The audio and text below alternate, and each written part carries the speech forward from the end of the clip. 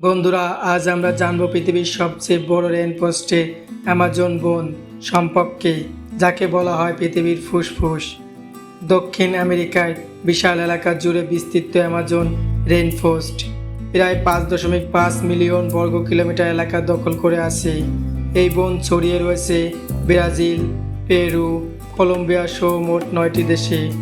Amazon বন পৃথিবীর মোট পরিচিতি প্রাণী ও উদ্ভিদদের একটি বিশাল অংশের আবাসস্থল।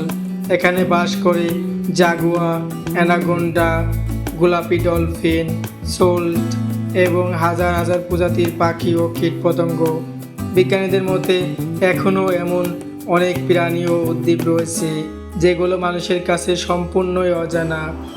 এই বনের মধ্যে দিয়ে প্রবাহিত হয়েছে অ্যামাজন রিভার, যা বিশ্বের সবচেয়ে বেশি পানি বহনকারী নদী ও বন মিলিয়ে এটি একটি অনন্য পরিবেশ ব্যবস্থা তৈরি করেছে।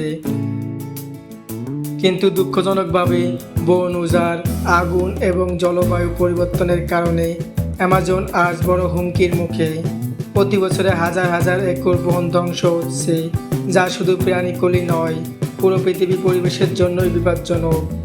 অ্যামাজন বন আমাদের শেখায় যে প্রকৃতি কতটা শক্তিশালী এবং একই সঙ্গে কতটা ভঙ্গুর।